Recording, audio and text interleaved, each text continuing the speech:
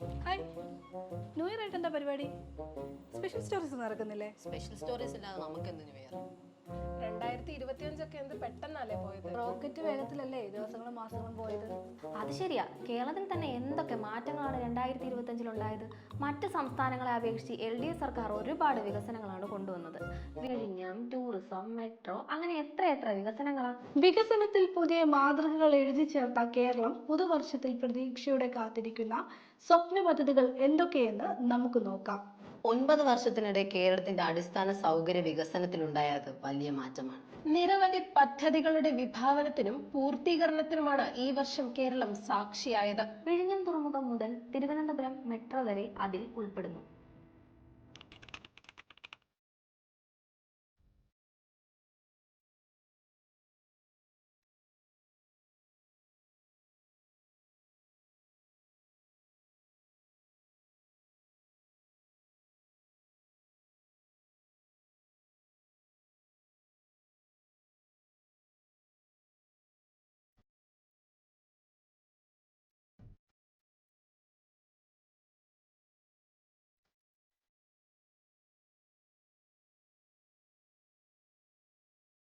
കേരളത്തിന്റെ വികസന കവാടമായി അതിവേഗം വളർന്നുകൊണ്ടിരിക്കുന്ന വിഴിഞ്ഞം അന്താരാഷ്ട്ര തുറമുഖം അതിന്റെ പ്രവർത്തന പന്ഥാവിൽ മുന്നേറുകയാണ്.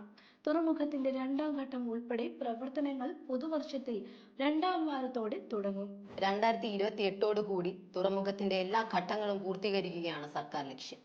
ഒരു മാസം 50-ലധികം കപ്പലുകൾ എത്തിച്ചേരുക എന്ന നേട്ടമാണ് തുറമുഖം കരസ്ഥമാക്കിയിരിക്കുന്നത്.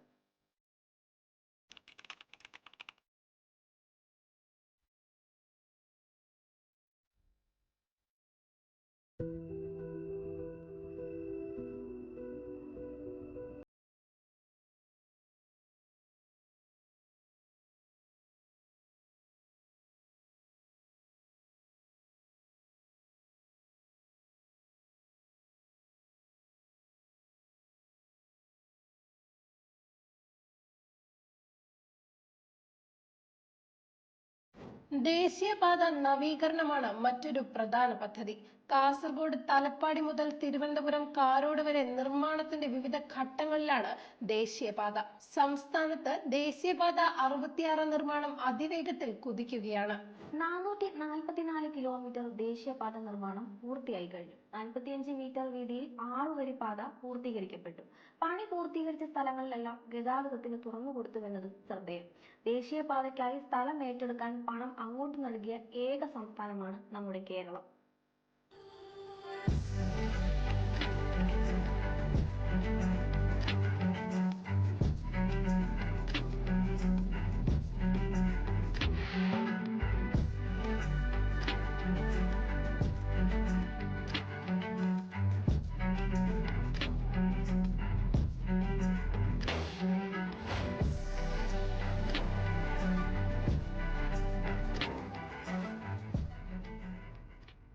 തലസ്ഥാന നഗരത്തിന്റെ മുഖച്ഛായ മാറ്റുന്ന പദ്ധതിയാണ് മെട്രോ റെയിൽ.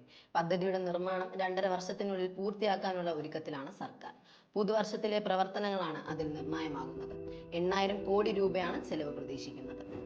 കൊച്ചി മെട്രോ മാതൃകയിൽ നിർമ്മിക്കാൻ പദ്ധതിയിടുന്ന മെട്രോ റെയിൽ പാത ആറ്റിങ്ങൽ വരെയും നെയ്യാറ്റിൻകര വരെയും വികസിപ്പിക്കാൻ കഴിയുന്ന രീതിയിലാണ് വിഭാവനം ചെയ്തിരിക്കുന്നത്.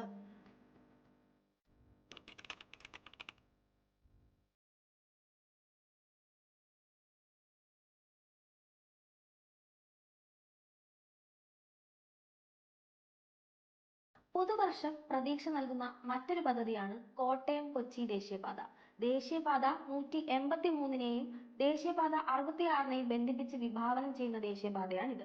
ദേശീയപാത 183ൽ കോട്ടയം മുളങ്കുഴ ജംഗ്ഷനിൽ നിന്ന് ആരംഭിക്കുന്ന ഇടനാഴി തൃപ്പൂണിത്തുറയിൽ അങ്കമാലി കുണ്ടന്നൂർ ബൈപ്പാസിൽ അവസാനിക്കുന്ന വിധമാണ് നിർദ്ദേശിക്കപ്പെടുന്നത്. ഏകദേശം 60 കിലോമീറ്ററാണ് നീളം.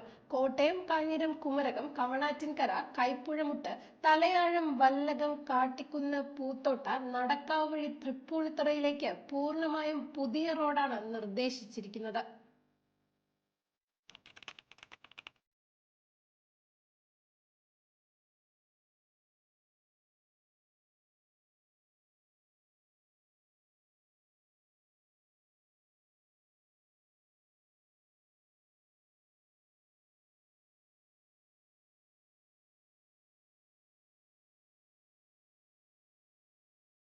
2026 ശബരിമല വിമാനത്താവളത്തിന് കേന്ദ്ര വ്യോമയാന മന്ത്രാലയം അംഗീകാരം നൽകിയേക്കുമെന്ന് സൂചനയാണ് ലഭിക്കുന്നത്. കഴിഞ്ഞ മാസമാണ് വിശദ പദ്ധതി രേഖ സംസ്ഥാനം സമർപ്പിച്ചത്.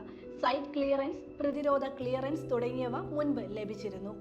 7047 കോടി രൂപയാണ് മധ്യ കേരളത്തിന് പ്രയോജനകരമാകുന്ന വിമാനത്താവളത്തിന്റെ നിർമ്മാണ ചെലവ് പ്രതീക്ഷിക്കുന്നത്. ഭൂമി ഏറ്റെടുക്കുന്നതിനും പുനരധിവാസത്തിനും വേണ്ടി വരുന്ന തുക ഉൾപ്പെടെയുള്ള വിമാനത്താവള നിർമ്മാണ ചെലവാണിത്. നേരത്തെ കണക്കാക്കിയിരുന്ന 3450 കോടി രൂപയുടെ സ്ഥാനത്താണിത്. ഇനി ടൂറിസം രംഗത്ത് വളരെയധികം സാധ്യതകളുള്ള സംസ്ഥാനമാണ് ദൈവത്തിന്റെ സ്വന്തം നാടെന്ന വിളിപ്പേരുള്ള കേരളം. പർവ്വതനിരകളും നദികളും കായലുകളും സമുദ്രവും ഒക്കെ ചേരുന്ന കേരളം സഞ്ചാരികളുടെ ഇഷ്ട കേന്ദ്രവുമാണ്. ടൂറിസം വളർച്ചയ്ക്ക് സംസ്ഥാന സർക്കാർ പ്രത്യേക താല്പര്യമാണ് കാണിക്കുന്നത്. അതിനൊപ്പം കൂടുതൽ കേന്ദ്ര സഹായം കൂടി ലഭിച്ചാൽ രാജ്യത്തെ ഏറ്റവും മികച്ച ടൂറിസം കേന്ദ്രമായി കേരളത്തെ വളർത്തിയെടുക്കാനാവും.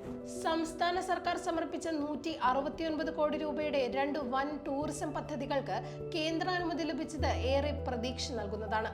ആലപ്പുഴയിലെ ജല ടൂറിസം പദ്ധതിക്കും മലമ്പുഴ ഉദ്യാനവും പാർക്ക് സൗന്ദര്യവൽക്കരണത്തിനുമാണ് ഈ പദ്ധതികൾ. 2026 മാർച്ച് 31 മുൻപ് പൂർത്തീകരിക്കുക ലക്ഷ്യമിട്ടാണ് ഈ രണ്ട് പദ്ധതികളും മുന്നോട്ട് പോകുന്നത്. ആലപ്പുഴയിലെ പദ്ധതിക്ക് 93 കോടി രൂപയും മലമ്പുഴയിലെ പദ്ധതിക്ക് 75 കോടി രൂപയുമാണ് കേന്ദ്രം അനുവദിക്കേണ്ടത്. വികസന നേട്ടങ്ങളിൽ ഇന്ത്യക്ക് മാതൃകയായി വളരുകയാണ് നമ്മുടെ കൊച്ചു കേരളം. പൊതുഭരണം, ആരോഗ്യ സംരക്ഷണം, കാർഷിക സമൃദ്ധി, സ്ത്രീ സംരക്ഷണം, ക്രമസമാധാനം, വിദ്യാഭ്യാസം തുടങ്ങിയ എല്ലാ രംഗങ്ങളിലും കേരളം മുന്നേറുകയാണ്. നിരവധി ദേശീയ മാനദണ്ഡങ്ങളിൽ സ്ഥിരമായി മുൻനിരയിൽ തുടരുന്ന കേരളം പുതുവർഷത്തിലും ജനകീയവുമായ വികസനത്തിന്റെ മാതൃക നിലനിർത്തുമെന്ന് നമുക്ക് ഉറപ്പിക്കാം.